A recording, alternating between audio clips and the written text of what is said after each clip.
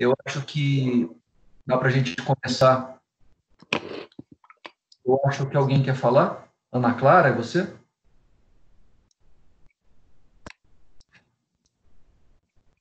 Ou, de repente, apertou o microfone sem querer? Bom, a qualidade da gravação não está muito boa porque, bom, o sistema aqui de casa não é tão bom quanto o da PUC. E a minha câmera do celular não é tão HD como deveria. Eu acho que eu estou muito claro. Deixa eu diminuir a luz da. Talvez fique menos brilhante. Eu acho que agora fica um pouquinho melhor.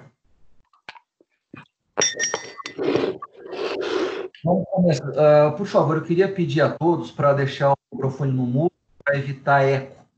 E se por acaso alguém tiver dúvida, se alguém precisar falar, liga o microfone e chama que eu paro para que haja possibilidade de perguntas ao vivo ou mesmo pergunta pelo chat. São 9h59, já estamos 4 minutos atrasados. Eu espero que já tenha gente aí, mas está gravando. Por favor, avisem os seus colegas sobre o registro desta aula, que eu pretendo ir até às 11h30, 11h35. Bem-vindo a todos, muito obrigado pela presença virtual. Eu espero que, assim que a quarentena decretada pelo governo e pela Prefeitura do Estado terminarem, nós possamos tratar das aulas de volta no ambiente presencial e não virtual. E uma coisa interessante, né? Quando a gente fala de saúde pública e desse tipo de prevenção, ou seja, de intervenção do Estado na liberdade das pessoas, isso é direito administrativo raiz, isso é direito administrativo na veia. Intervenção do Estado na liberdade de locomoção das pessoas. O Estado impondo restrições é totalmente voltado ao que a gente chama no direito administrativo de poder de polícia, que é a nossa aula 9. Mas hoje ainda nós temos que terminar a aula 5 e a aula 6, cujo roteiro eu mandei para vocês no início do semestre e que vocês podem encontrá-lo também na agenda da aula de hoje. Se vocês puderem abrir o roteiro da aula 8, desculpe, da aula 5 e 6 na página 10, é a página que começa falando sobre lá no... Pois não? Alguém está chamando?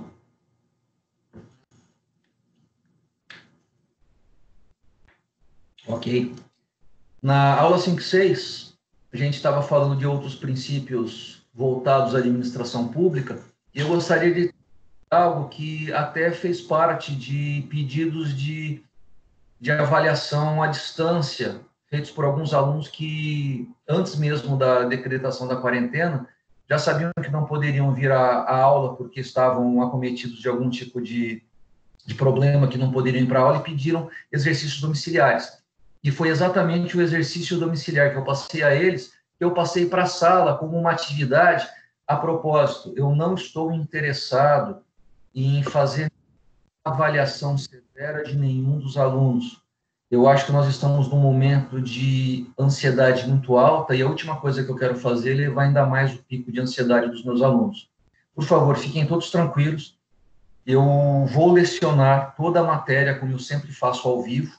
Esta aula vai ser gravada e eventuais avaliações serão feitas por meio de trabalho. Se a gente voltar para a aula presencial, talvez uma avaliação ao final do semestre. Se não, nós faremos isso por trabalhos em grupo, sem qualquer tipo de preocupação, sem qualquer tipo de ansiedade, e tudo isso voltado a uma pesquisa jurisprudencial ou uma pesquisa doutrinária baseada em coisas que nós já falamos, e eu estarei totalmente à disposição dos alunos como fonte de pesquisa. Então, por favor, sem ansiedade alguma com relação à minha matéria, mas essa matéria acabou sendo bem importante, porque, afinal de contas, tudo que está acontecendo em termos de barreiras sanitárias ou de fiscalização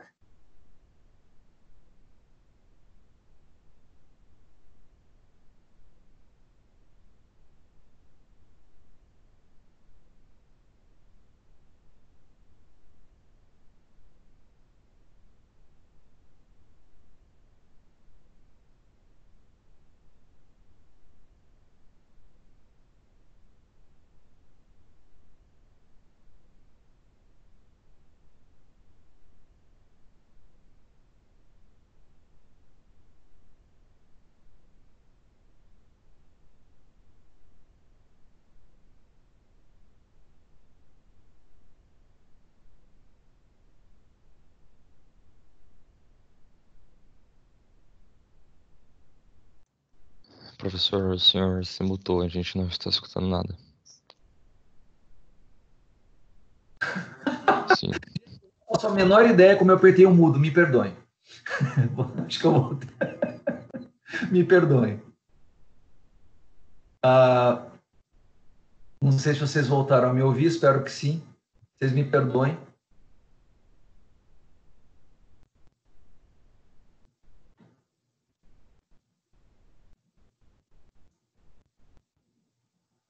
Gente, eu queria ligar o chat de novo aqui para poder escrever para vocês. Eu não.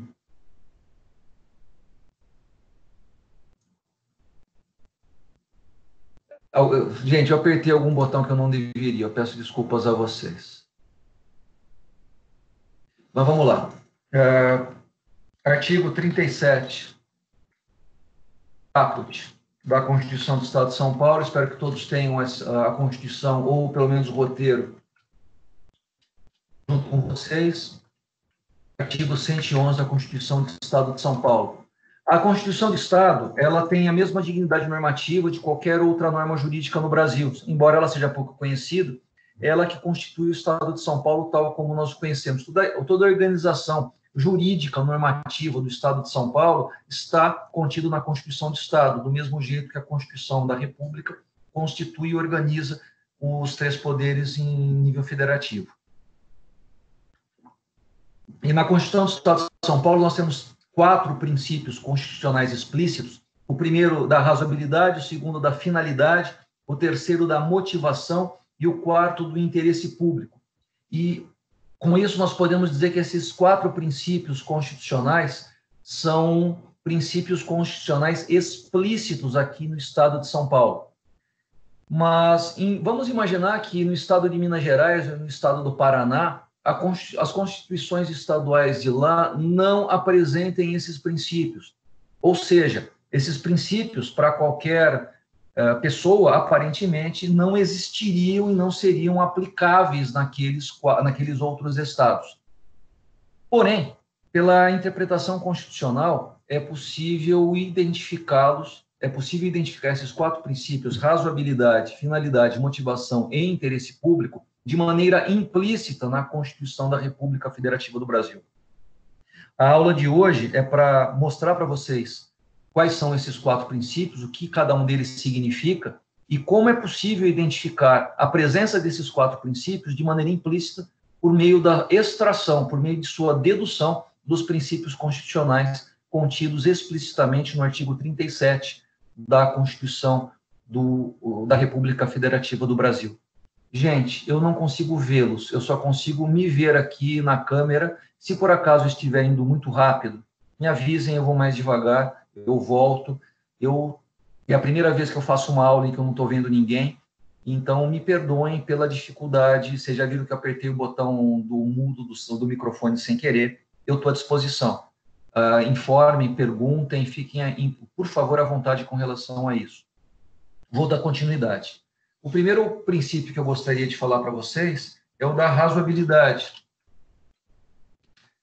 E esse princípio, ele não tem, na verdade, nada a ver com o princípio da proporcionalidade. Para quem não se lembra das aulas de direito constitucional, certamente o professor falou para vocês do princípio da proporcionalidade, que o STF já considera como um princípio constitucional implícito há pelo menos uns 10, 15 anos. O princípio da proporcionalidade, que não consta do artigo 111 da Constituição do Estado, não fala de proporcionalidade. Aliás, proporcionalidade tem a ver com proporcionar. A pergunta simplesmente é: este meio proporciona a entrega de um resultado? Se proporciona, o princípio é proporcional. Mas a gente vai tratar disso numa aula mais para frente, ou talvez até no final dessa daqui. Mas eu não quero tratar de proporcionalidade, eu quero tratar de razoabilidade. O que é razoável? Razoável, ou razoabilidade, ele tem a ver com um princípio que foi desenvolvido nos Estados Unidos. E a razoabilidade tem profunda relação com o due process of law, o direito dos Estados Unidos. A razoabilidade, ela é considerada sempre dentro do processo, ou seja, tudo o que for pedido pelo autor e contestado pelo réu, sempre que houver oportunidade de discussão entre autor e réu sobre o assunto, sempre que houver a possibilidade do réu considerar a pretensão do autor como válida ou como inválida, como justa ou como injusta, sempre que houver a possibilidade de contraditório, aquele pedido é considerado razoável. O que seria irrazoável? Fazer pedidos que estão fora da possibilidade de discussão pelo réu. Tudo o que for. É bem interessante isso, porque começou como um princípio processual e acabou se tornando um princípio constitucional. Não se pode pedir nada fora de certos limites do possível, fora dos certos limites do razoável. E razoável é aquilo que pode ser efetivamente pedido para alguma pessoa. Se por acaso você pede algo como autor para um réu que não tem absolutamente nada a ver com a sua situação, o juiz, ao final do processo, provavelmente decidirá pela carência da ação. Está se fazendo um pedido para alguém que não tem nenhuma possibilidade de atender. Se você, por acaso, faz um pedido como autor para um réu que não tem, por algum motivo, você entra com uma ação contra o réu errado, você é carente da ação, você não consegue ter uma sentença procedente porque não está fazendo pedido contra a pessoa correta. Isso é completamente fora da razoabilidade. Bom, essa razoabilidade, ela é entendida, ou ela pode ser entendida como implícita em alguns princípios ou melhor, do direito constitucional, artigo 37 da Constituição. Se por acaso você fizer um pedido que excede ou extrapola a legalidade, você não está sendo razoável. Se você faz um pedido que bom, como não consigo olhar para a cara de vocês, eu não consigo ver o quão longe eu estou indo. Vamos tornar a matéria um pouco mais dogmática, um pouco mais esquematizada, mais simples. Se por acaso alguém perguntar a vocês, inclusive, se eu perguntar a vocês em algum trabalho, em alguma avaliação, que talvez aconteça, não sei, provavelmente que não aconteça, sobre relação de. Vou melhorar isso. É possível deduzir o princípio da razoabilidade, o princípio da legalidade. Tudo o que estiver extra legem, tudo que for contra legem e até o que for preter legem, não é possível de ser pedido no direito administrativo. O administrador público, ele só pode receber um pedido se ele tiver competência para atender aquilo. Qualquer pedido que se faça a um administrador público fora do nível de competência dele, ele simplesmente vai dizer, olha, isso não é competência minha, vá atrás da autoridade responsável, que não sou eu. Entrar com uma ação, entrar com um mandado de segurança contra a autoridade coatora errada é simplesmente pedir para o mandado de segurança ser extinto sem ser arquivado, porque, afinal de contas, aquela autoridade contra a qual foi impetrado não é a autoridade que pode resolver aquela situação. Então, de maneira bem esquematizada, é possível dizer que, lá em Minas Gerais, se não houver a Constituição de Minas Gerais, o princípio da razoabilidade, é perfeitamente possível entender que ele pode ser extraído, que ele pode ser deduzido do princípio da legalidade. Claro que, se você explicar numa resposta um pouco mais elaborada, que o princípio da razoabilidade decorre de um outro princípio constitucional mais amplo, que é o princípio do contraditório e do devido processo legal, é claro que você estará correto. E a razoabilidade surgiu exatamente daí. Porém, é possível perfeitamente considerá-lo vinculado ou deduzido do princípio da legalidade. Se por acaso alguém tiver alguma dúvida com relação a isso, quiser se manifestar, por favor, fique à vontade. Ninguém? Vou dar continuidade, então. O próximo princípio é o da finalidade. Oh, alguém apareceu aí, estou à disposição.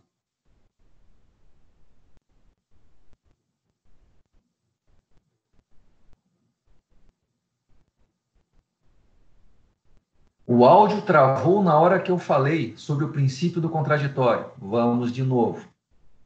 Eu disse que o princípio da razoabilidade, ele pode ser extraído, ele pode ser deduzido do princípio da legalidade. Mas eu também disse que, como ele originalmente foi construído, foi elaborado a partir do princípio do contraditório, da ampla defesa, ou do due process of law, claro que se você, por acaso, responder numa prova que o princípio mais forte constitucional, do qual o princípio da razoabilidade deve ser deduzido, é o princípio do contraditório e da ampla defesa, você estará coberto de razão. Você estará coberta de razão, porque foi dali que ele foi extraído. Porém, a aula de direito administrativo, a aula é sobre o artigo 37 caput da Constituição do Estado de São Paulo. E nesse artigo 37, nós estamos falando dos princípios explícitos da administração pública, que são 5, pelo acrônimo LIMP. Destes 5 princípios, o que mais é possível extrair o princípio da razoabilidade é o princípio da legalidade, que estabelece os critérios de atribuição de competência para as autoridades públicas. A autoridade pública só está autorizada, desculpa, horrível. A autoridade pública só pode realizar alguma atividade com base na atribuição de competência dada por lei. Ou seja, não é razoável pedir nada para uma autoridade além do que a lei determina que ela realize. Eu consegui ser claro agora? Por favor, Ana Clara, você que me falou que o áudio travou, eu queria saber se deu certo agora. Perfeito. Falamos da razoabilidade, vamos para o próximo princípio, que é o da finalidade. E aí nós temos, primeiro, que saber o que é finalidade. Um pouquinho de filosofia, eu prometo que vai ser pouco. Nós somos seres teleológicos. Tudo que nós fazemos, mesmo que inconscientemente, é feito para atingir uma determinada finalidade. Nós sempre temos uma finalidade em mente quando realizamos qualquer ação. Mesmo que ela esteja inconsciente, nós sempre queremos fazer algo visando ao atingimento de um fim. Nós sempre queremos atingir um objetivo, não importa qual seja ele. O que eu quero dizer, e aí talvez seja importante fazer isso, todos nós, seres humanos, realizamos atos variados. Em direito civil, em direito privado, esses atos são identificados por 3 elementos. E acho que a gente já falou isso em aula, né? Nós temos qualquer ato jurídico civil, ele é considerado válido, ele não será passível de anulação se ele for realizado por agente capaz,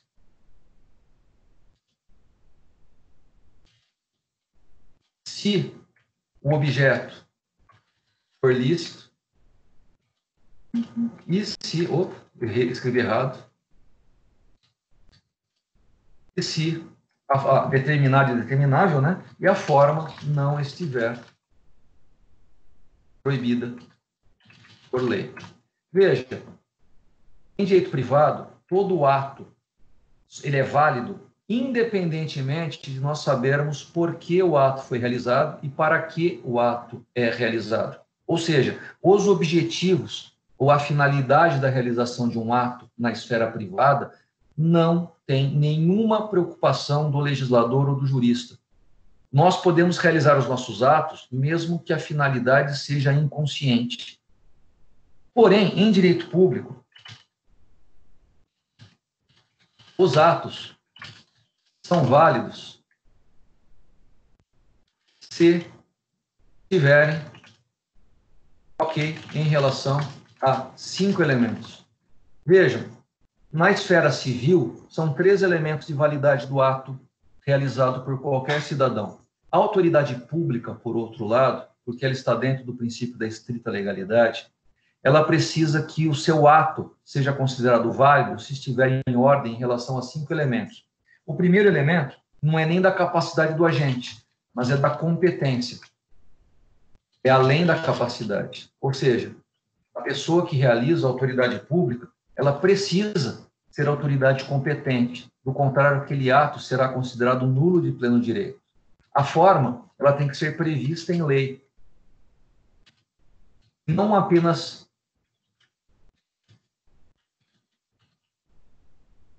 Ou seja, se no direito privado a forma ela pode ser qualquer uma, desde que não seja proibida, no direito público a forma da realização do ato ela tem que ser prevista na legislação, princípio da estrita legalidade. O administrador só pode fazer aquilo que a lei determinou que ele faça. O terceiro elemento do ato administrativo é o objeto. O objeto ele deve ser lícito sempre e ele pode ser determinado ou indeterminado. Se for determinado, o ato necessariamente será vinculado, porque a lei determinou qual é o objeto. E se for indeterminado, significa que o administrador público deverá determiná-lo, o que significa que o objeto, nesse caso, será de um ato discricionário. Eu vou tratar sobre vinculação e discricionariedade na aula 7 e 8. Fiquem tranquilos com relação a isso. E vejam, esses três primeiros elementos são praticamente reprodução dos três elementos de validade do ato civil, do ato privado. Só que em direito público nós temos fundamentalmente que identificar mais dois elementos, e esses são os dois elementos mais importantes do direito público, porque não são objeto de discussão no direito privado. E praticamente todas as questões relacionadas a ato administrativo passam por esses dois novos elementos que eu tenho que apresentar para vocês. Todo ato administrativo tem que ter um motivo. O que significa motivo? É a causa de pedir da petição inicial. Eu não tenho condição de pedir algo a um juiz se eu não tiver motivo, se eu não tiver causa de pedir. Nenhum juiz pode dar uma sentença procedente ou improcedente sem explicar por quê, que é a motivação ou a fundamentação da sentença. Em direito público, se não houver expressa determinação legal, ou seja, a lei autoriza a realizar aquele ato, autoriza, então deve ser apresentado. Com relação ao motivo, nós podemos, e a gente vai falar do motivo daqui a pouquinho, do próximo princípio que a gente está tratando, que a gente está falando de razoabilidade, finalidade, motivação e interesse público, que são os 4 princípios constitucionais da Constituição do Estado de São Paulo, que não estão na Constituição Federal. E eu estou falando de finalidade agora. O motivo tem muito a ver com motivação, eu já vou tratar dele daqui a pouco. Mas o próximo elemento e o último, o quinto elemento do ato administrativo ou do ato público é a finalidade. Saiu uma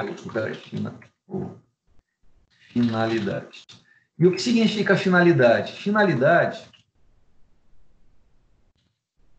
tem a ver com para que o ato é realizado.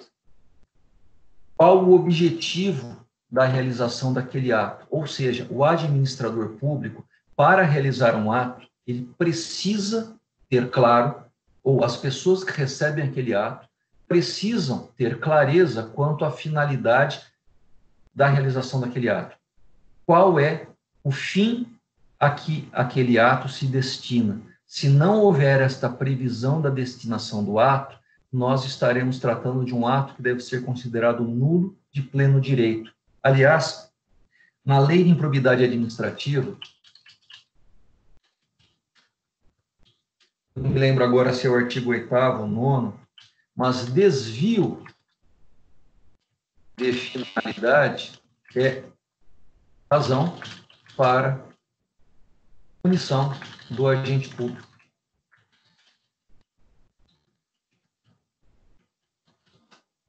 Se por acaso uma autoridade pública qualquer realizar um ato administrativo, qualquer que seja ele, e essa finalidade do ato não for uma finalidade pública, o administrador fatalmente será sujeitado a uma ação de improbidade administrativa ou até mesmo uma ação penal de crime contra a administração pública. E como eu sei que a finalidade do ato do agente, ela é um princípio constitucional que pode ser extraído melhorando. Finalidade, ou o princípio da finalidade, do artigo 111 da Constituição tem total relação com o elemento finalidade do ato administrativo. Vou melhorar isso aqui, então. Princípio da finalidade, artigo 111 da CESP, tem total relação com o elemento finalidade do ato administrativo. Esse princípio da finalidade está relacionado completamente ao dever do administrador de realizar os seus atos voltados à finalidade pública. Como é que eu sei que a finalidade do ato é pública e não privada? Só a partir da verificação do ato. Veja, não é possível, vou escrever, não é possível realizar verificação da finalidade de um ato antes da realização do ato.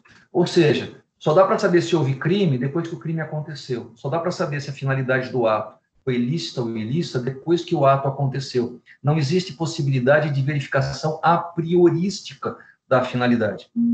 Eu preciso do ato sendo realizado, ou eu preciso ao menos que o administrador público diga que vai realizar o ato, para eu poder discutir esse ato, para eu poder controlar esse ato. E eu poderia vincular o princípio da finalidade a vários princípios explícitos do artigo 37 da Constituição. A finalidade pública, ou o princípio da finalidade do ato administrativo, ele pode ser vinculado, ou pode ser extraído de 2 ou 3 princípios constitucionais do artigo 37. Mas, por favor, neste caso aqui, existe um consenso doutrinário, existe um consenso jurisprudencial. Desde Eli Lopes Meireles, eu estou falando há pelo menos 30 anos, finalidade, o princípio da finalidade, ela está já relacionado intimamente com o princípio da impessoalidade. Isso é doutrinário, isso é jurisprudencial, isso já está consolidado no entendimento do direito administrativo, não só brasileiro, como mundial. Se nós falamos de princípio da finalidade, necessariamente a ação do agente tem que ser impessoal. Ou seja, o agente, ao ser impessoal na realização do ato, necessariamente ele vai atingir uma finalidade que não é pessoal. Ele não busca um ato, ao realizar um ato administrativo, ele não busca o atingimento de um interesse pessoal, ele não quer favorecer ninguém individualmente. Ao buscar o interesse público, ele consegue ser impessoal. Então, veja, ainda que seja possível extrair a finalidade da legalidade ou mesmo da moralidade, não há possibilidade de discussão aqui, simplesmente porque a doutrina e a jurisprudência já estão até dogmaticamente fechadas, e há muito tempo, nesse entendimento. Então, por favor, nesse aspecto, se alguém perguntar para vocês sobre extração ou dedução do princípio da finalidade de algum dos 5 princípios constitucionais do artigo 37, aqui não tem discussão, aqui não há possibilidade de negociação da resposta. Sempre escrevam que a finalidade decorre ou é extraída do princípio da impessoalidade. Então, a pergunta seria, é possível considerar que o princípio da finalidade está implícito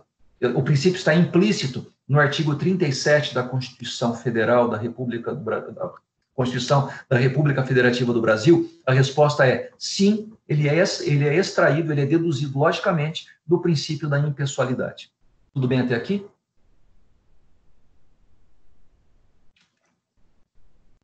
Vou entender esse silêncio como um sim. Vamos continuar. O próximo princípio está no artigo 111 da Constituição, é o princípio da motivação. Gente, acabou de chegar uma informação que um aluno não entendeu muito bem a relação entre esses 2 princípios. Vamos lá. No artigo 37 da Constituição, nós temos o princípio da impessoalidade. Esse princípio da impessoalidade está explícito no artigo 37, ou seja, ele é válido e ele deve ser aplicado pela administração pública, direta, indireta, federal, estadual, municipal, ou seja, toda a administração pública no Brasil está vinculada a realização do princípio da impessoalidade. O que significa impessoalidade em direito público? Eu acho que a gente falou isso 2 ou 3 aulas atrás e ainda estávamos presenciais. Impessoalidade se refere ao dever do administrador público de levar em conta os interesses nem dele, nem da pessoa que pede alguma coisa para ele. O interesse é sempre institucional.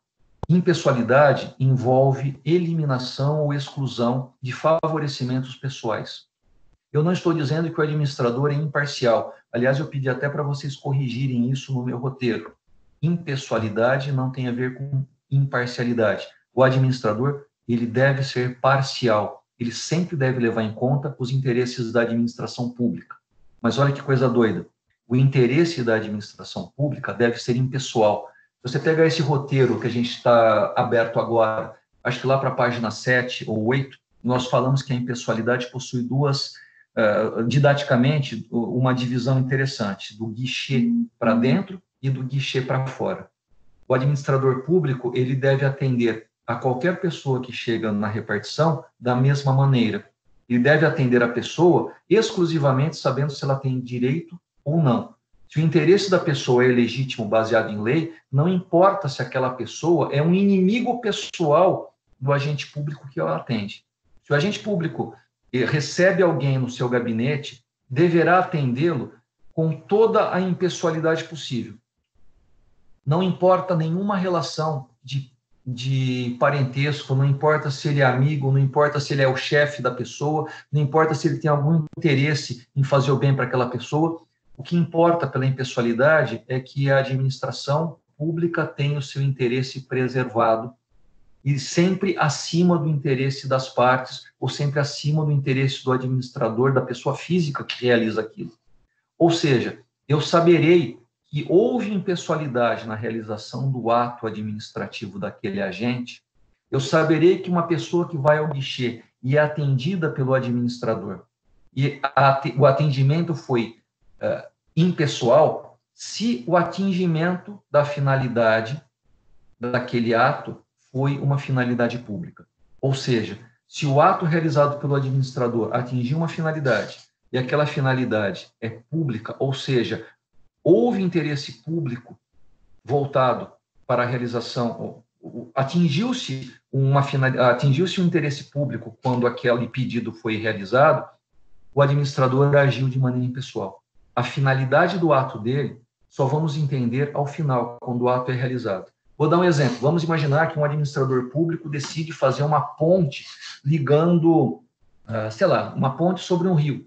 E essa ponte, ela vai ligar a cidade à fazenda do administrador que determinou a realização daquela ponte. Veja, ainda que a gente diga que é importante que haja uma ponte ligando a cidade ao outro lado do rio, não há nenhuma possibilidade de se imaginar que aquela ponte foi construída ali para um interesse público, mas ao interesse particular do administrador. Ou seja, ainda que haja interesse em construção de pontes para que o desenvolvimento da cidade se realize, etc., não tem muito sentido, não tem muita explicação que essa ponte ligue a cidade à fazenda do administrador. Aqui em Campinas, muito tempo atrás, um prefeito determinou o asfaltamento de uma rodovia e até a entrada da fazenda dele. Ou seja, quando o asfalto chegou até a entrada da fazenda desse prefeito, isso acho que faz mais de 30 anos, tá, gente?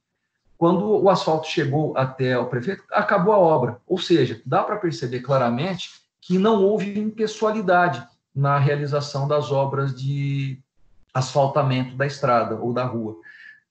Do mesmo jeito que se construir uma ponte ligando, ou fazer um açude lá no Nordeste, e esse açude é feito dentro da fazenda de um coronel da cidade. Nós começamos a identificar a finalidade, ou o princípio da finalidade, ou a finalidade como elemento do ato administrativo, a partir do princípio constitucional explícito da impessoalidade. Eu fiquei falando bastante agora, mas eu não vi mais nenhuma informação aqui no chat. Se por acaso eu não fui preciso, eu falo de novo. Não sei se eu consegui me explicar. Se a pessoa que pediu aí a informação sobre finalidade e impessoalidade puder novamente me dar um feedback, eu agradeço. Se tudo ok, eu vou para o próximo princípio.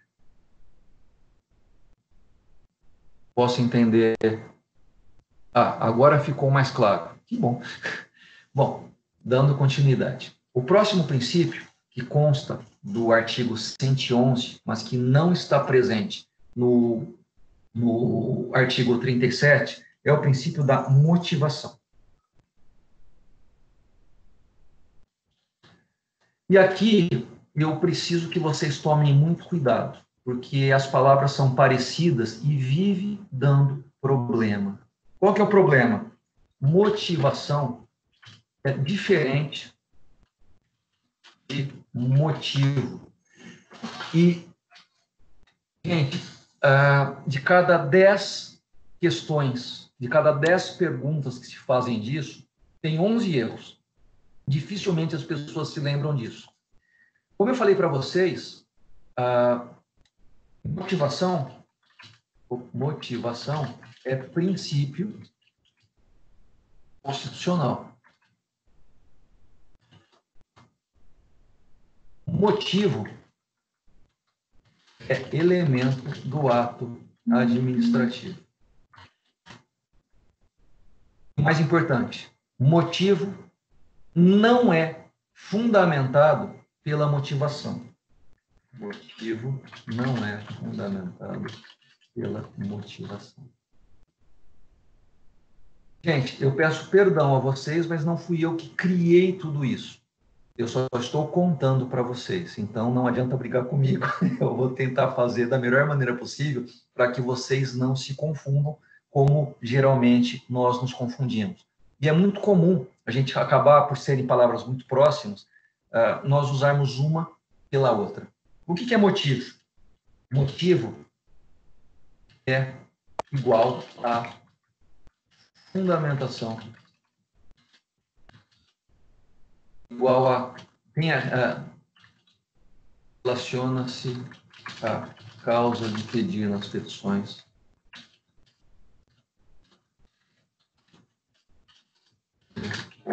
Ou lei a partir da qual o pedido pode ser ou pode ser realizado. Veja, motivo, que é elemento do ato administrativo, é a explicação do porquê um ato pode ser feito, porque um pedido judicial pode ser concedido pelo juiz. E quando o juiz concede o pedido, ele é obrigado na sentença a dizer por que a sentença foi procedente ou por que a sentença é improcedente. Ele é obrigado a dizer qual a base legal do pedido. Eu, como advogado, sempre que faço um pedido ao juiz, eu sou obrigado a apresentar a causa de pedir. Se não houver causa de pedir, não há fundamento para o pedido.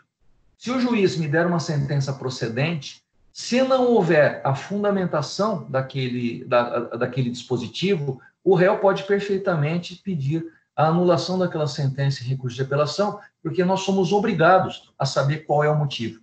Aliás, se vocês tiverem o computador aberto ou o Vademecum aberto, existe uma lei, a 978... Gente, eu acho que é 9784 de 99, e é muito interessante entrar no artigo 50 desta lei, em que ele fala que, em regra, todo pedido deve ser fundamentado e todo ato do administrador público deve ser fundamentado. O que significa isso? Todo ato deve ter motivo. O que significa motivo? O fundamento jurídico pelo qual se faz o ato administrativo. Todo ato precisa... Olha, por favor, gente. Um ato pode ser realizado sem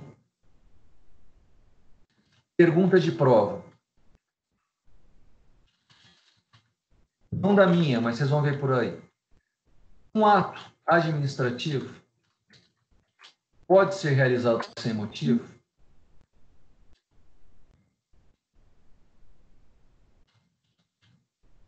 Segunda pergunta, e sem motivação? Eu acho que a partir dessas duas perguntas, aliás, a partir da resposta a essas duas perguntas, nós vamos saber direitinho a diferença entre uma coisa e outra. Atenção, sempre existe um motivo. Por favor, entendam isso. Motivo é elemento do ato. Compõe o ato. O ato não existe sem motivo. Se por acaso, claro, por favor, pode haver um motivo lícito, pode haver um motivo ilícito, pode haver um motivo consciente, pode haver um motivo inconsciente. Por exemplo, eu vou dar por favor, é um exemplo bem bobinho, mas tem gente que resolve, mesmo sem precisar, compra alguma coisa que já tem, mas na loja estava barato. Ou seja, quer aproveitar a promoção, embora não precisasse comprar aquilo, comprou. Veja, não havia motivo para ele comprar, ter duas coisas iguais se ele já tinha uma. Mas ele comprou e ninguém tem nada a ver com isso. Tudo tem motivo, consciente ou inconsciente. Os atos administrativos, eles precisam ter um motivo baseado em lei. E todos os atos, absolutamente todos os atos administrativos têm que ter motivo. E olha que coisa interessante. Algumas vezes, esses motivos devem ser explícitos. Em algumas vezes, esses motivos não precisam estar explícitos. E está lá no artigo 50 da Lei 9784. Veja, motivo explicitado igual motivo explicado. E aí que tem a resposta da nossa pergunta. Exposição de motivo igual motivação. Veja, segundo o artigo 50 da Lei 9784, algumas vezes, e nós temos lá acho que 8 ou 9 incisos, não me lembro agora, em que o motivo não precisa ser explicitado. Por exemplo, vamos imaginar que um aluno chega, sei lá, você chega para o seu professor de direito comercial, chega para o seu professor de direito constitucional, chega para o seu professor de direito administrativo e fala assim, professor, será que o senhor poderia arredondar a minha nota de 3,5 para 9,75? E o professor concorda, ele muda na hora a sua nota de 3,5 para 9,75. A pergunta, mas professor, por que o senhor fez isso? Não faz sentido. Se você pediu algo e a pessoa te deu aquilo, pressupõe-se que o motivo da mudança da nota esteja no seu requerimento. Veja, se por acaso, a melhor coisa a fazer numa petição inicial é já apresentar para o juiz o motivo pelo qual ele vai te dar a sentença. Se você não apresentar para o juiz o motivo, é muito provável que o juiz não vai te dar a sentença. E às vezes, olha que coisa mais doida, ele pode dar a sentença para você com base em outro motivo que ele entendeu melhor. Mas veja, a sentença só vai ser legal, só vai ter validade jurídica se o motivo estiver expresso. Se eu, por acaso, peço alguma coisa para um juiz, por exemplo, no JEC, às vezes, para facilitar, para ser mais rápido, no JEC, o juiz pode simplesmente utilizar o motivo que está presente no pedido da inicial. Em direito administrativo, isso acontece muito. Se você faz um requerimento para a PUC, por exemplo, e você põe no requerimento o motivo pelo qual aquele requerimento deve ser atendido, é possível, é perfeitamente aceitável, que a PUC conceda o seu pedido, escreva assim, com base nas razões ou nos fundamentos apresentados pelo aluno. O administrador público pode fazer isso também. Você faz um pedido para o administrador público, ele simplesmente coloca assim, com base nas razões dadas pelo aluno ou com base naquilo que está na lei, eu defiro o pedido. Ou seja, ele indica um motivo sem a necessidade de expor. Porém, em casos na maioria das situações, principalmente quando houver processos administrativos, quando houver concursos públicos, quando houver várias pessoas interessadas na realização daquele ato, o ato só vai ter validade se o fundamento, se o motivo estiver explícito na apresentação do ato. Ou seja, a motivação é o princípio constitucional implícito do artigo 37, e explícito no artigo 111, que indica qual é a publicização ou a publicidade do motivo. Então, vocês podem perceber que o motivo não está relacionado com a finalidade. O princípio da motivação, melhor dizendo, está intimamente relacionado ao princípio constitucional do artigo 37 da publicidade. E, por favor, gente, essa aqui é tão dogmática a resposta quanto a da finalidade vinculada à impessoalidade. Qualquer resposta que você dê na sua vida em direito público sobre como extrair o princípio da motivação como princípio implícito da Constituição Federal de um dos 5 princípios do artigo 37, a resposta dogmática vai ser sempre esta. Ainda que você tenha ótimos argumentos para mostrar de outra forma, a resposta certa necessariamente está desse jeito. A motivação é a exposição dos motivos. Se eu exponho, eu torno público. E se eu torno público, eu estou falando do princípio da publicidade.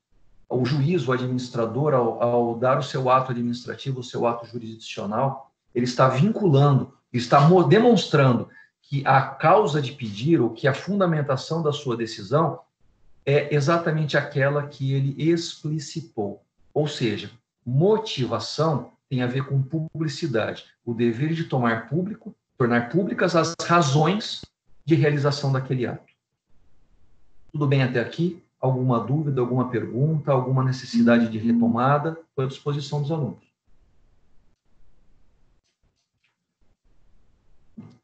Enquanto ninguém fala, eu quero deixar ressaltado mais uma vez que esta aula está sendo gravada, ela vai ficar registrada aqui na plataforma Teams. Se algum aluno com alma hacker depois conseguir pegar essa aula e colocar num Google Drive para futura referência, eu agradeço bastante. Eu não faço a menor ideia como faz isso, mas se alguém souber como faz isso, por favor, esteja inteiramente à vontade para fazer essa gentileza para a turma.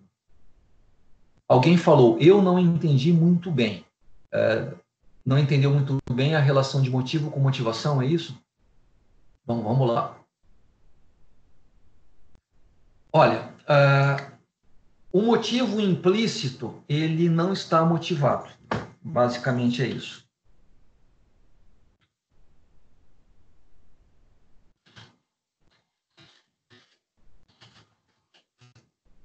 Eu vou tentar abrir aqui o computador. Vou pegar a Lei 9784 para nós podermos ler juntos. O computador está um pouco lento por causa da plataforma Teams, mas eu vou...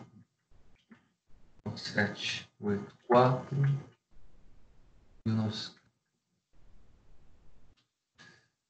Oh, meu Deus, não entrou. O meu computador também não está muito afim de ser rápido hoje. Mas eu estou conseguindo entrar aqui. Eu estou entrando no site do Planalto e abrindo a Lei 9784 para todos nós. E eu vou lá no artigo 50. Ó,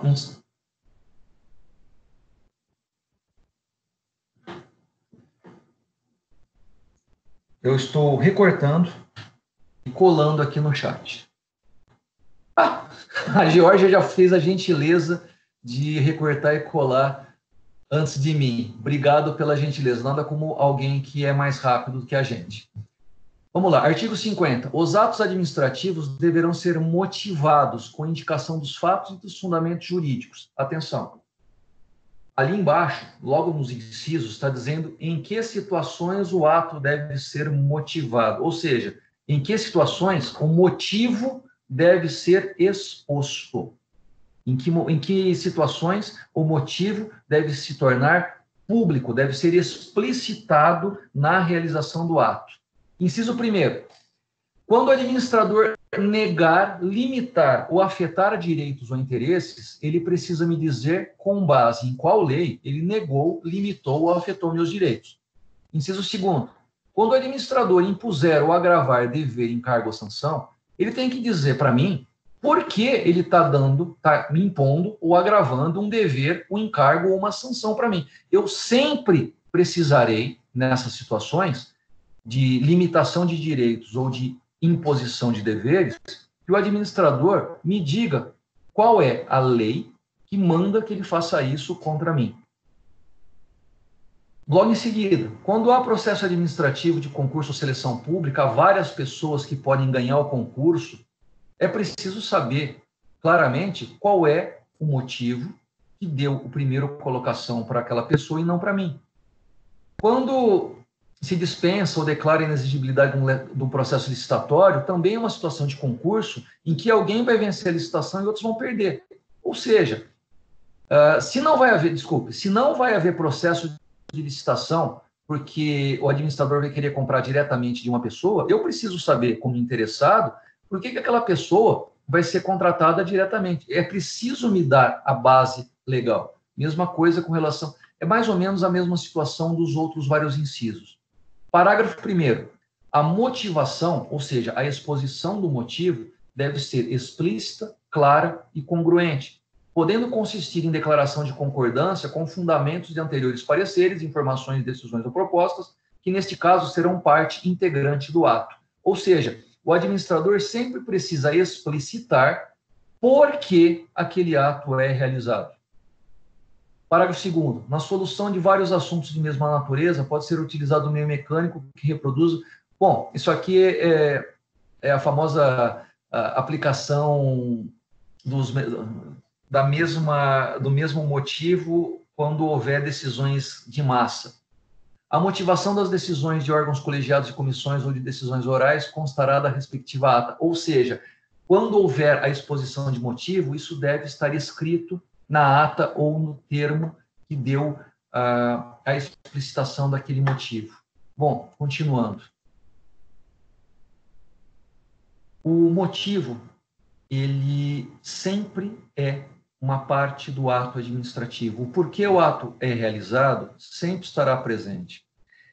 Vou dar um exemplo bem bobinho para vocês. Vamos imaginar que um rapaz chega para a pessoa e fala assim, olha, o que você acha da gente fazer, sei lá, convida para sair, convida para dar uma volta e explica assim, por que a gente não vai fazer isso para, sei lá, não, eu estou gravando, eu vou deixar esses exemplos mais bobinhos para um momento que não esteja gravação. Eu vou voltar para exemplos mais normativos. Todo motivo significa assim, por que o ato é realizado. A Thaís não gostou muito da piada, mas eu vou guardar a piada, estamos gravando. Tá? Motivo, como eu falei, é sempre um elemento do ato. Está sempre presente. Seja o motivo implícito ou explícito, sempre existe um porquê o ato é realizado. Em direito público, o ato precisa ter um fundamento jurídico. Sem essa base legal,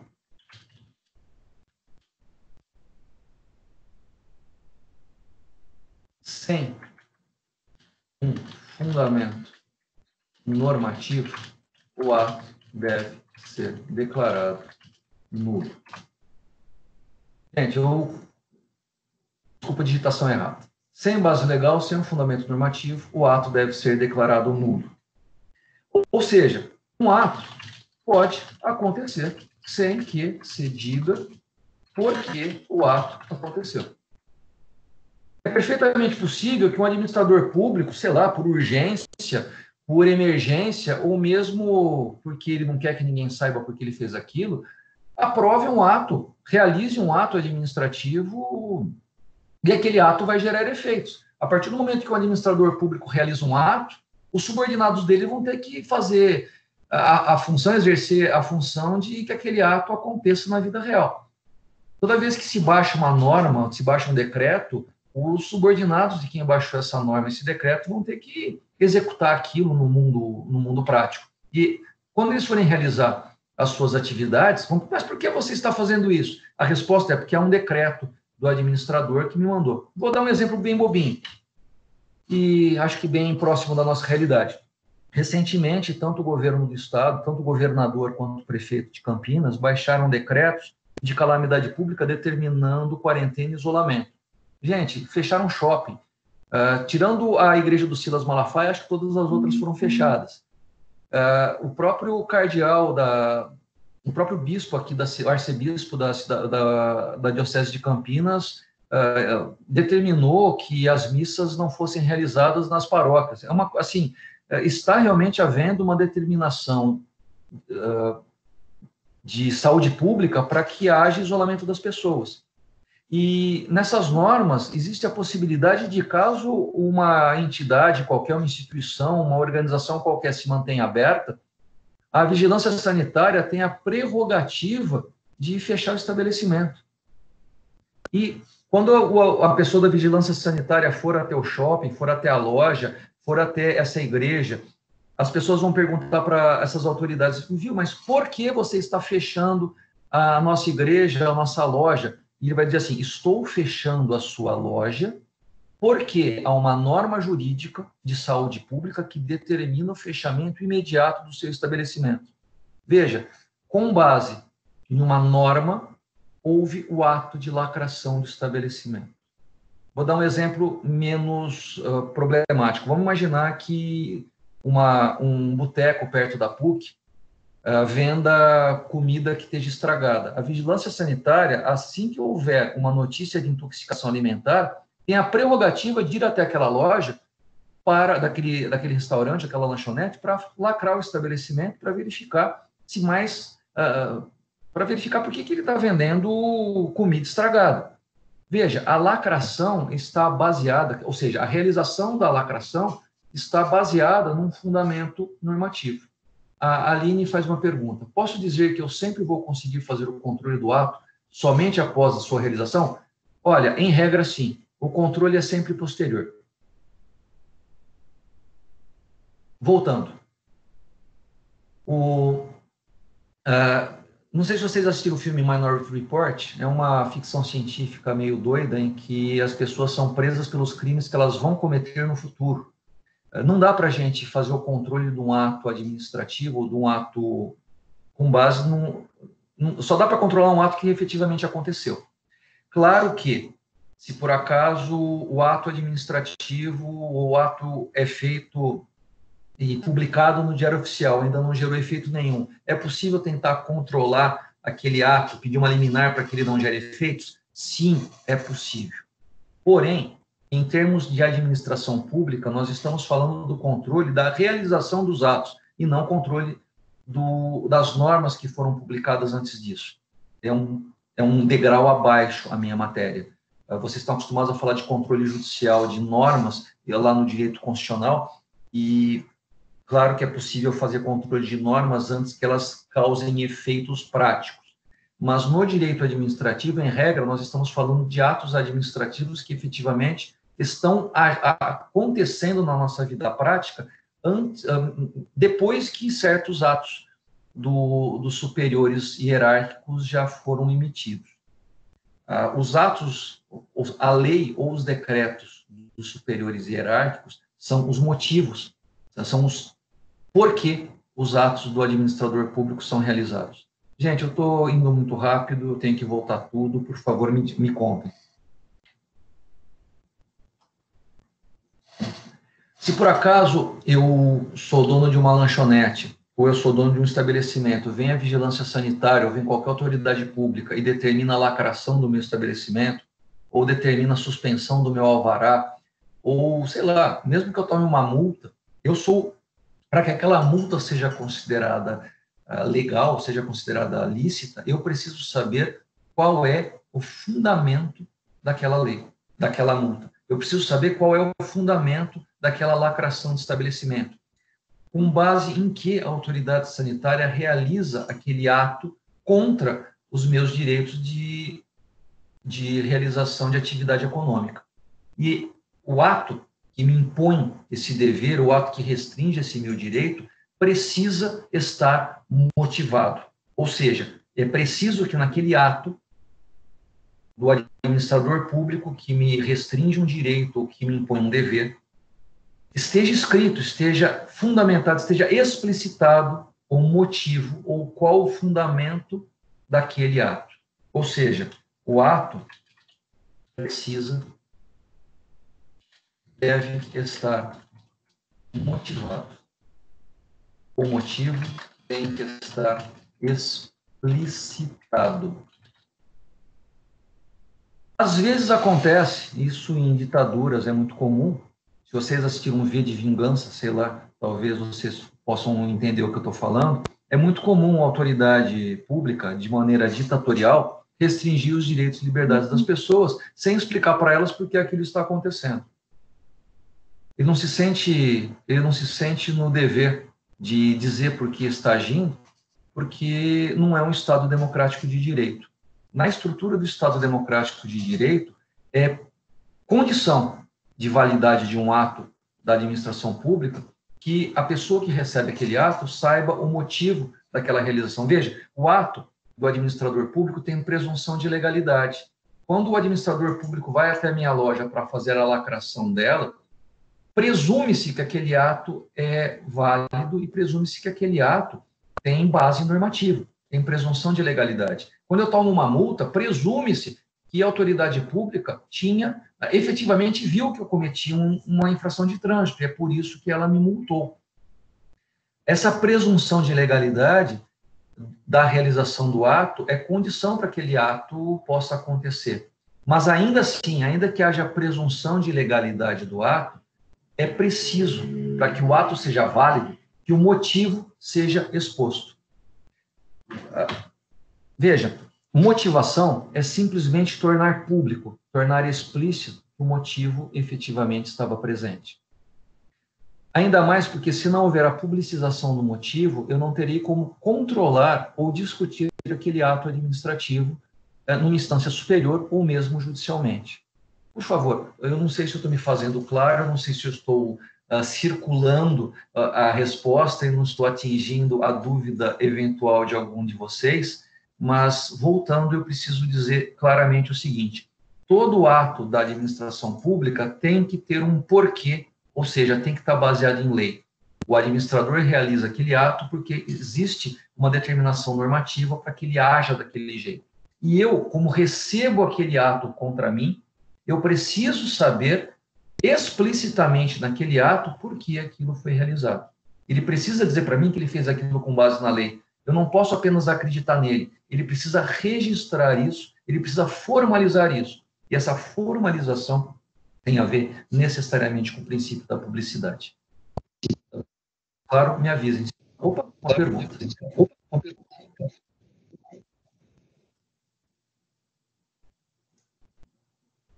A pergunta, meu Deus, eu apertei algum botão. Professor, seria correto dizer que o princípio da motivação prega que os atos da administração pública devem ser motivados expressamente ou não?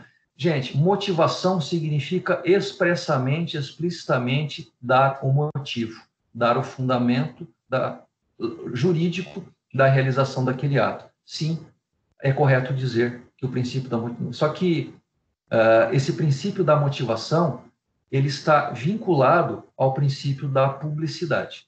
Não está, veja, motivação, ele não está preocupado necessariamente com o motivo, mas com a exposição desse motivo. O princípio da motivação, ele tem a ver com a publicidade do elemento motivo do ato administrativo. Eu acho que alguém quis fazer alguma pergunta oralmente, é isso? Não?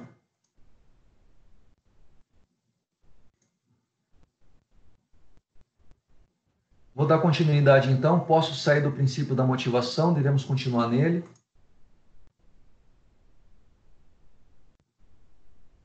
Este silêncio todo significa que eu posso partir para o próximo princípio?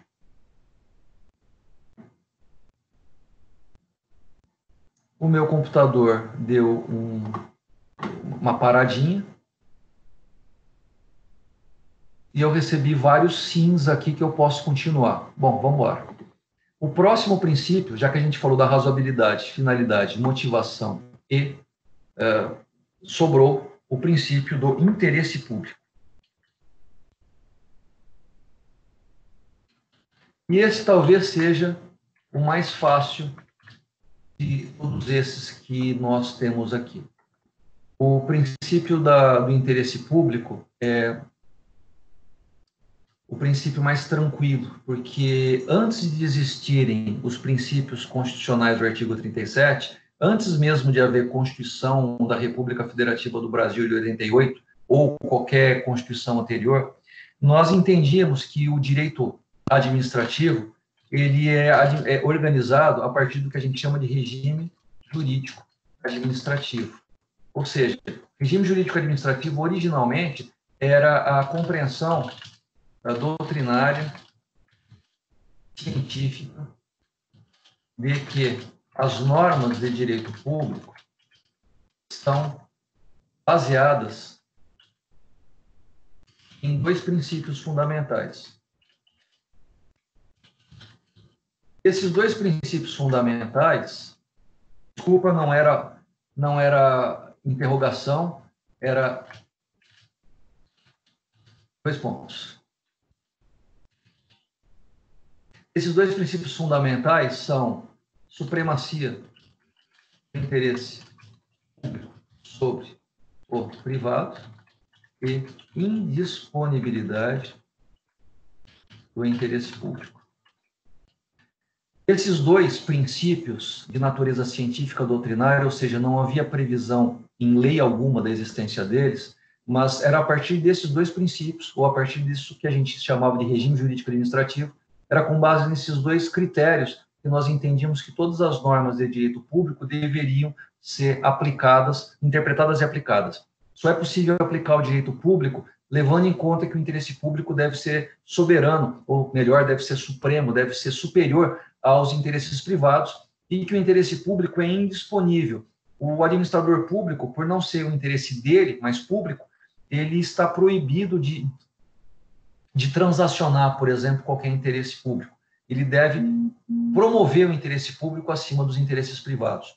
E acabei de explicar para vocês que, quando a Constituição do Estado de São Paulo fala interesse público, ele simplesmente utilizou uma abreviatura do princípio da supremacia do interesse público sobre o privado e indisponibilidade do interesse público.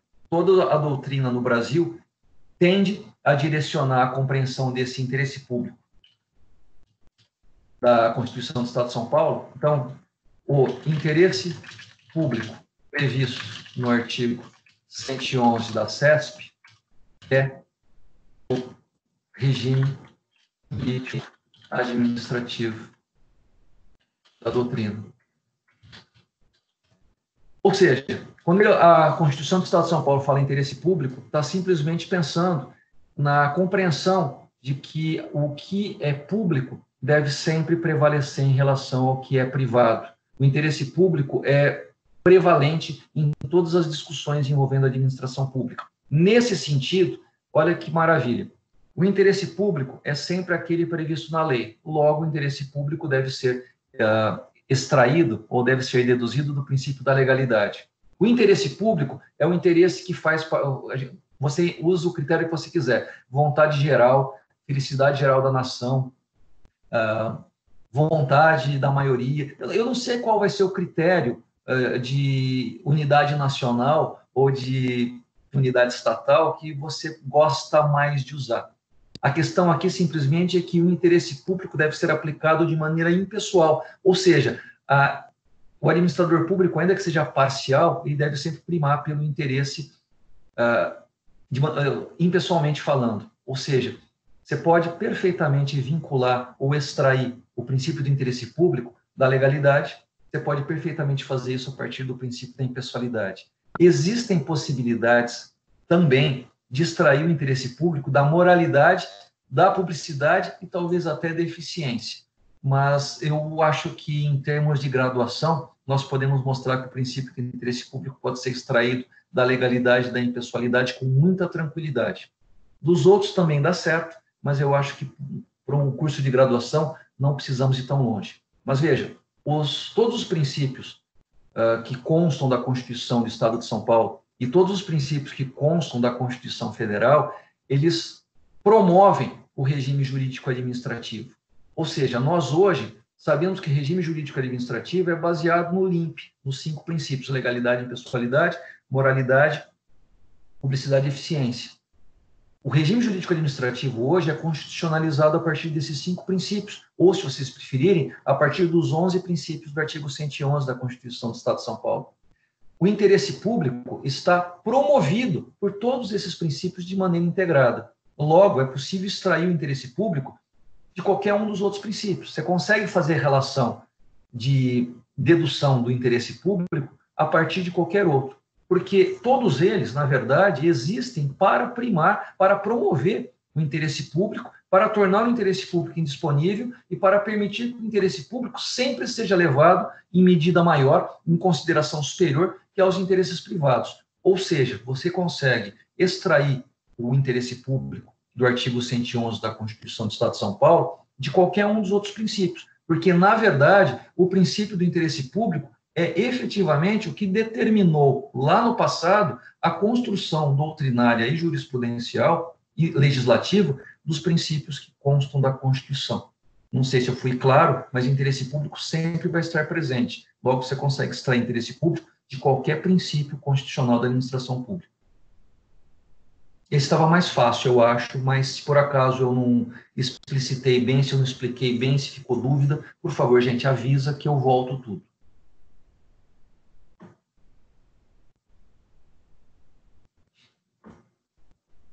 Mais uma vez, estamos... o silêncio é entendido como consentimento. Se estamos bem até aqui, vamos dar continuidade. Nós temos agora o item... eu acho que eu passei a atividade para vocês no sistema, lá no AVA, e eu acho que eu tratei bastante dessa relação dos princípios implícitos e princípios explícitos. Algumas pessoas pediram atividade extra classe, e era basicamente esta aula que eu lecionei para vocês. Se por acaso houver alguma dificuldade, houver algum desenvolvimento necessário, vocês podem me procurar tanto por aqui, pelo AVA, pelo e-mail, pelo WhatsApp, por sinal de fumaça. Eu estou inteiramente à disposição de vocês. Tem uma pergunta aqui. Vamos lá? Não tem pergunta. Vamos dar continuidade, então. O item 4, então, na página 10 da nossa aula 5.6, sobre princípios constitucionais implícitos. Veja, eu acho que eu já lecionei isso presencialmente, mas basicamente é o seguinte: os princípios implícitos possuem a mesma dignidade constitucional dos princípios explícitos. Não é porque algo está escrito que ele é mais importante daquilo que está nas entrelinhas. Aliás, em relacionamento social, o que está nas entrelinhas sempre vale mais do que aquilo que está escrito. Aquilo que a gente percebe no ar, aquilo que a gente percebe nas conversas, muitas vezes é muito mais importante do que aquilo que efetivamente foi falado. Em direito público, não é uma questão de saber o que é mais importante. Se nós conseguimos identificar um princípio, se nós conseguimos identificar uma norma de maneira implícita, ela também é tão importante quanto a explícita. O problema tem a ver, na situação prática, com as questões das antinomias. Antinomia é conflito de normas. Numa situação prática, muitas vezes nós somos obrigados a aplicar uma norma ou um princípio em detrimento de outro. E apenas as situações práticas, cada uma delas vai demandar uma solução. E dependendo do tempo, dependendo do lugar, um princípio vai prevalecer em relação ao outro, mas isso pode mudar. Dependendo da época que nós vivemos, o princípio da legalidade foi muito mais forte que o princípio de eficiência. Em algumas situações, o princípio de eficiência acaba se tornando mais importante que o princípio da legalidade. Essas questões de antinomia ou essas questões de aplicação do princípio mais importante em cada caso concreto, nós vamos deixar para uma outra oportunidade, nós vamos acabar tratando muito disso no segundo semestre, principalmente quando nós falarmos da matéria específica ato administrativo, licitações públicas e também desapropriação. Essas questões de direitos fundamentais versus interesse público, ou princípio da legalidade versus princípio de eficiência, vão falar muito forte no segundo semestre. Por hora, eu acho que nós não precisamos tratar disso. E tem uma pergunta aqui que eu acho que acabamos respondendo ao longo da aula de hoje. Voltando para o roteiro, no item 4, está escrito assim: o STF já declarou em inúmeros julgados que a Constituição da República Federativa do Brasil possui certos princípios normativos implícitos, em especial os da razoabilidade, da proporcionalidade e da segurança jurídica. Também é possível afirmar que o regime jurídico administrativo é princípio implícito, mas eu não sei dizer se o STF já o fez.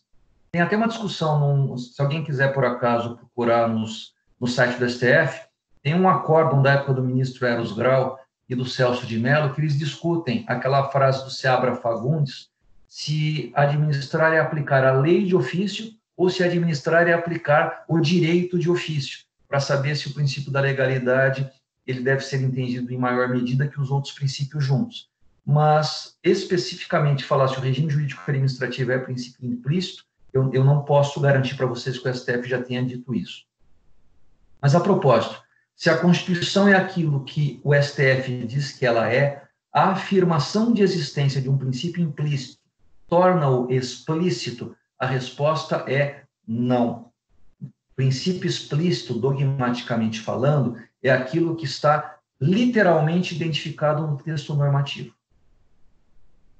Se o princípio é implícito, é preciso que nós o entendamos, é necessário que nós possamos extraí-lo dos princípios explícitos. Mas extrair um princípio de um princípio explícito não torna esse princípio implícito explícito. Eu apenas consegui identificar a sua existência. Ele continua sendo um princípio implícito, ele está lá, ele possui a mesma dignidade normativa de um explícito. Mas como ele não está redigido, ele não é. Vou dar um exemplo. Até 1998, nós tínhamos o princípio constitucional da eficiência como um princípio implícito. Todo mundo deve concordar comigo que a administração pública deve ser eficiente na prestação do seu serviço. Não faz sentido nós acharmos que antes de 98, antes da emenda constitucional 19, que tornou explícito na Constituição o princípio de eficiência, esse princípio não estava presente. Vou escrever que talvez seja melhor. A emenda constitucional 19 de 90, eu tenho que escrever aqui no chat. A emenda constitucional 19 de 1998 incluiu no artigo 37 da Constituição o princípio da eficiência. Ou seja, desde 1998, o princípio da eficiência é explícito. Mas, antes de 1998, ele era implícito. Pois não faz sentido algum imaginar que os serviços públicos da administração não deveriam ser realizados de modo eficiente. Veja, ele estava implícito e ele já era considerado um princípio constitucional. Já se entendia que os serviços deveriam ser realizados de forma eficiente, que o administrador deveria atuar de maneira eficiente, que não é porque não estava explícito que o serviço público poderia ser feito de qualquer jeito, de maneira não eficiente. Ao contrário. Mas, veja, ele foi tornado explícito. E, a partir de 98, nós sabemos que a eficiência é um princípio explícito da administração. Mas, veja, antes de 98, ele já estava presente, ele era considerado implícito. E, por algum motivo, que a gente pode discutir isso nas próximas aulas, porque faz parte da matéria servidor público, principalmente, o princípio da eficiência se tornou um princípio constitucional explícito. Mas ele já estava presente, ele já era considerado pela doutrina e pela jurisprudência. E a dignidade normativa dele foi mantida igual. Ele era tão importante antes de se tornar explícito, quanto depois de ter se tornado explícito. Ele está lá, ele estava lá, e ele tem a mesma dignidade normativa do princípio explícito. Princípios.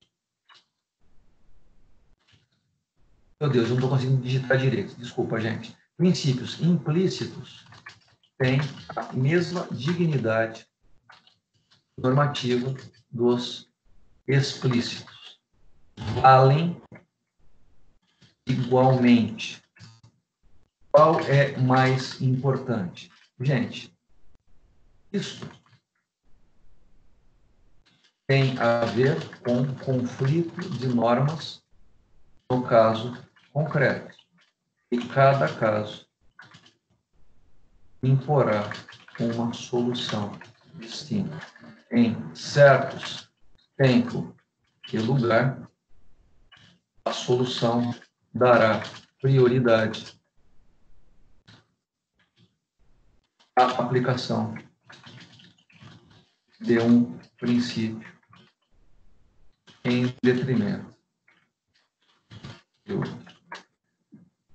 Veja, não é porque numa situação concreta hoje um princípio ganhou do outro que daqui, sei lá, 10 anos o princípio que perdeu não vai ganhar. Isso pode acontecer. Por exemplo, em 1917, 18, nos Estados Unidos, houve uma ação civil pública, vamos dizer assim, traduzindo para o português, para o direito brasileiro, no estado de Nova York, em que um sindicato dos padeiros do estado de Nova York pediam que os contratos de trabalho dos padeiros não fossem contratos de trabalho que impusessem aos padeiros o dever de trabalhar 12 horas por dia.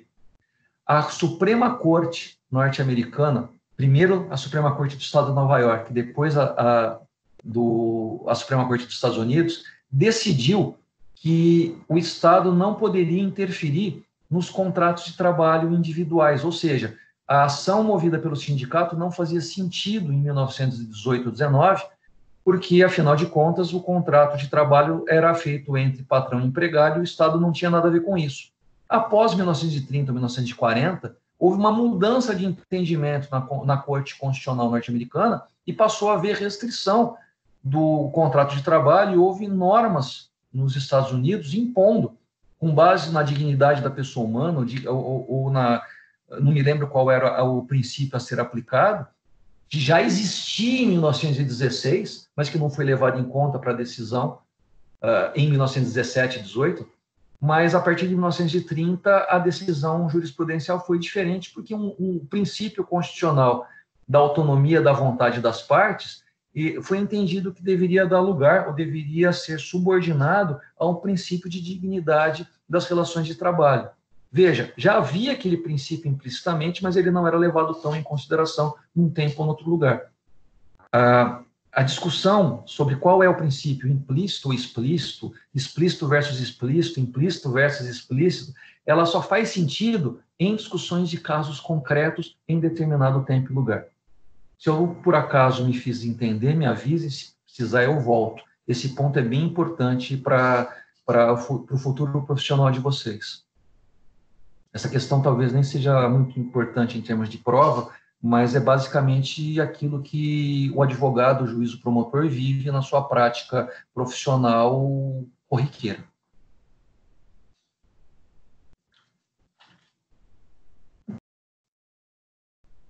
Mais uma vez, vou entender o silêncio como concordância.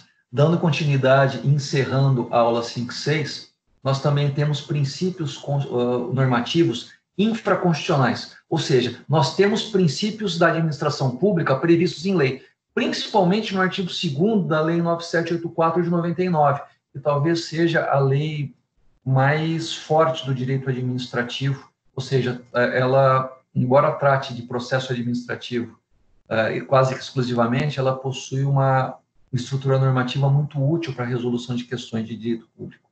E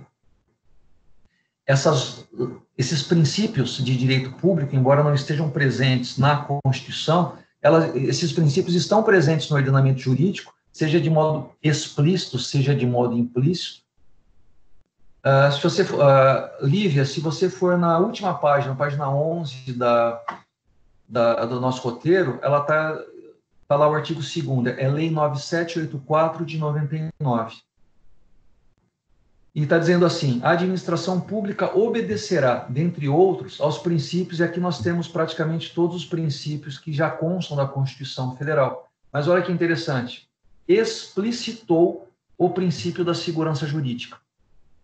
Esse era um princípio, a segurança jurídica, eu falei agora há pouco, é um princípio constitucional implícito, mas para a administração pública, por força da Lei 9784, é um princípio explícito, não constitucional. Veja, é um princípio implícito constitucional e explícito na esfera normativa infraconstitucional. E uma outra coisa interessante, motivação e finalidade são princípios normativos desde 1965, melhor dizendo, por força do artigo 2º da Lei da Ação Popular. Se você for na Lei da Ação Popular, que é 4717 de 65, lá está dizendo que existe o dever do ato administrativo ser motivado e ter a finalidade explicitada. Ou seja, são princípios que já existem no ordenamento jurídico e que devem ser levados em consideração para a estruturação de toda a ação do administrador público. Gente, são 11 horas e 24 minutos. Eu consegui encerrar as aulas 5 e 6, mas tem umas perguntas aqui antes da gente encerrar. Esses princípios legais não podem conflitar com constitucionais, né? Olha só que coisa interessante. Esses princípios legais, eles podem, no caso concreto, conflitar com os constitucionais. Sim, pode dar esse problema. Aliás, vive acontecendo. Os casos concretos, eles são muito... Assim, caso concreto é sempre uma discussão que envolve um autor e um réu, ou o administrador público e o cidadão. Sempre tem um interesse público envolvido de um lado, e talvez haja outros interesses públicos que não estão sendo levados em conta pelo administrador, e às vezes há certos direitos fundamentais do cidadão que não são levados em conta pelo administrador.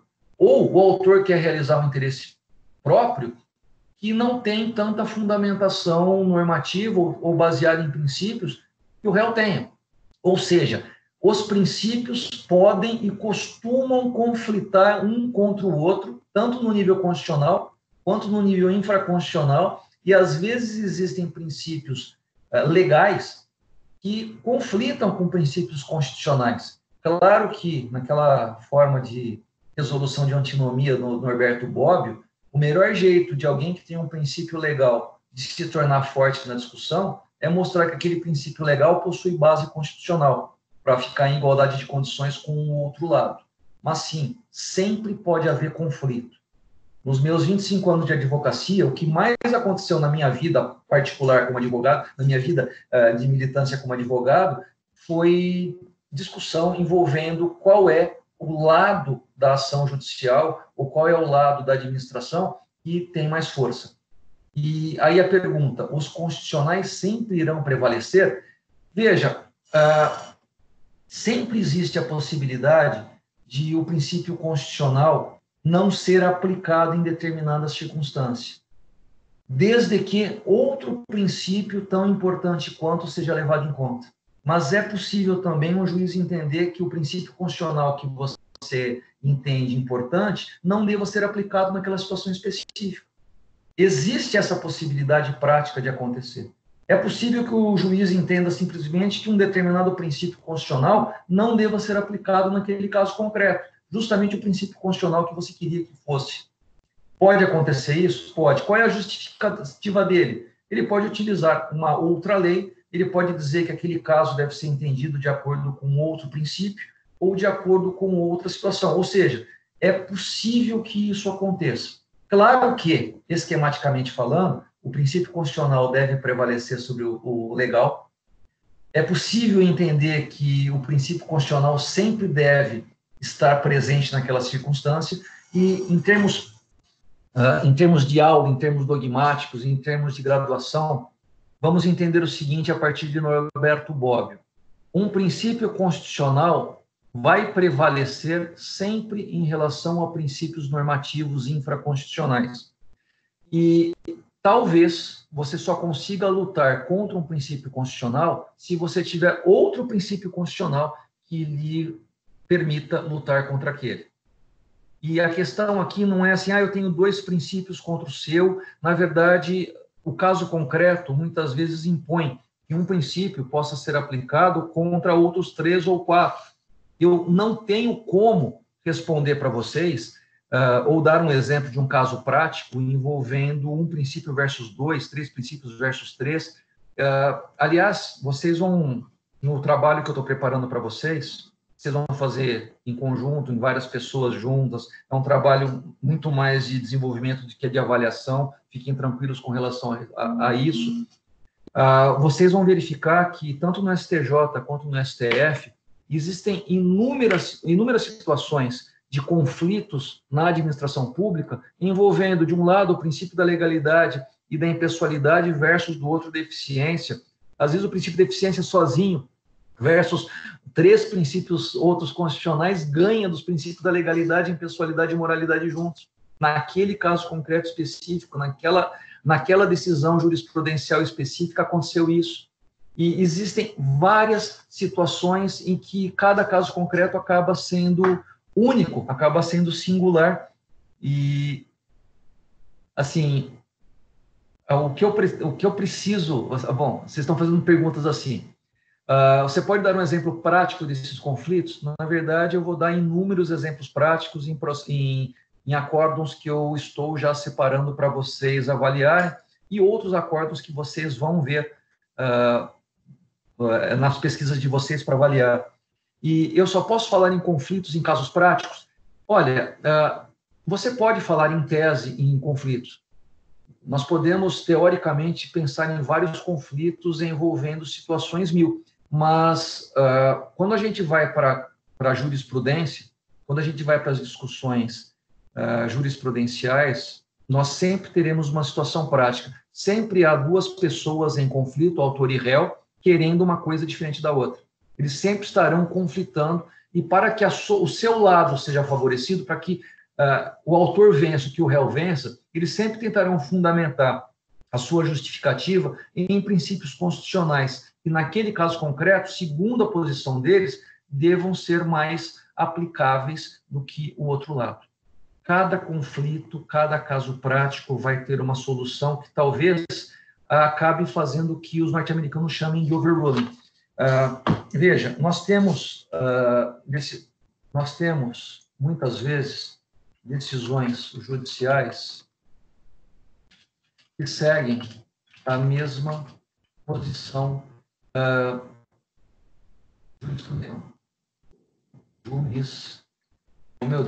jurisprudencial baseada em precedentes de mesmo sentido, que dão força que dão mais força a um princípio que a outro. Algumas palavras saíram erradas aí, mas decisões judiciais, elas seguem a mesma posição jurisprudencial, estão baseadas em precedentes de mesmo sentido, que dão mais força a um princípio que a outros. Porém, sempre é possível haver overruling. Então, eu não sei se é com R ou com 2 R's, eu vou colocar em 2. Os precedentes podem ser desconsiderados em certo novo caso concreto. Eu estou dizendo, ainda que jurisprudencialmente o princípio da legalidade sempre ganhou da eficiência, numa determinada situação específica, a eficiência pode ganhar da legalidade. Numa determinada situação específica, a moralidade pode perder ou ganhar da impessoalidade, e ainda que os precedentes sempre estejam numa determinada situação, nada impede que uma novidade, uma nova situação prática, uma nova tecnologia, um novo jeito de ver o mundo, altere essa situação. É muito comum acontecer isso. Tá? Vamos lá. E aí, a importância que o senhor disse seria dada ao que prevaleceu no caso concreto? Sim. e nada impede que o caso concreto de hoje seja exatamente o mesmo caso concreto de daqui a 10 anos e a decisão seja diferente, porque a estrutura social, os valores sociais acabaram sendo modificados de um jeito para o outro. Olha, a grande beleza do direito é que não é uma ciência exata, ao contrário, é uma ciência social aplicada. E os valores sociais, os costumes, a forma como nós entendemos a realidade, ela pode mudar bastante de tempos em tempos. E, às vezes, puxa, a gente vai sair, como sociedade, dessa situação sanitária terrível que nós estamos, como sociedade muito mais forte do que nós entramos. Muitas das ideias que nós tínhamos a respeito de sociedade vão ser significativamente alteradas por força dessas necessidades todas que nós estamos passando agora. Talvez muitas decisões envolvendo saúde pública ou liberdade das pessoas seja alterada porque nós alteramos nossa compreensão de realidade a partir dessa crise, dessa situação de peste que nós estamos submetidos. Muitas vezes, princípios podem ser entendidos de um jeito e a gente entender de outro daqui a pouco. De qualquer forma, doutrinariamente, para fins de OAB e para fins dos seus concursos públicos, o que eu falei para vocês dos princípios é exatamente aquilo que vocês precisam saber. Não vai haver nenhuma prova de OAB, não vai haver nenhuma prova de concurso público nos próximos 5, 10 anos. Eu não sou mãe de Ná, não sou Walter Mercado, mas eu posso dar essa garantia para vocês. Isso que eu apliquei para vocês agora nesta aula, que está gravado, que vocês podem anotar e rever posteriormente, é exatamente o que vai acontecer daqui a 2, 3, 4, 5 anos. Não houve nenhuma mudança de entendimento séria ou severa que permita alterar as questões dogmáticas que eu apresentei para vocês até aqui. Os 4 princípios da administração pública que estão na Constituição do Estado de São Paulo, de maneira explícita, estão implicitamente na Constituição da República Federativa do Brasil, no artigo 37. Esses 4 princípios, eles podem ser extraídos tranquilamente dos 5 princípios que estão explicitamente indicados no caput do artigo 37, conforme nós esperamos ter demonstrado ao longo desta aula. Gente, se por acaso ficou alguma questão aberta, se por acaso ficou alguma coisa que não ficou claro, gente, na quinta-feira, às 8 horas da manhã, eu vou estar de novo aqui nesse canal e espero estar também no canal do YouTube gravando ao vivo, para que a gente tenha 2 plataformas. Porém, eu não vou dar a menor atenção para a plataforma do YouTube. Todas as perguntas que forem feitas, eu vou responder aqui pela plataforma Teams, que olha que legal, deu certo. Eu quero manter a plataforma do YouTube aberta também, exclusivamente para uma situação de contingência. Se por acaso um sistema cair, nós vamos ter o outro sendo realizado em paralelo, para que nós não tenhamos perda de matéria, para que nós não tenhamos perda de conteúdo. Se ficar tudo bem assim, eu espero todos às 8 horas da manhã. E se por acaso houver alguma dúvida, gente, o e-mail está aberto, o WhatsApp está aberto, vocês têm contato comigo até por canal de, sinal de fumaça. Estou à disposição de todos ao longo da semana e também à disposição de todos para a nossa próxima aula. Podemos encerrar por aqui? Mais uma vez, sem resposta, vou entender o silêncio de vocês como concordância. Eu agradeço muitíssimo a presença de todos. Se alguém com uma hacker souber registrar o que está gravado aqui em outra plataforma, em Google Drive, eu agradeço muito a gentileza de poder fazer esse serviço para todos. Por favor, informe aos alunos que não estiveram presentes que nós tivemos essa aula. Se houver necessidade, nós podemos retomar os pontos que porventura não ficaram claros, e eu aguardo todos aqui às 8 horas da quinta-feira. Muito obrigado a todos e um bom dia, um bom isolamento para todos nós e que essa situação terrível passe o mais rapidamente possível. Um bom dia a todos. Obrigado.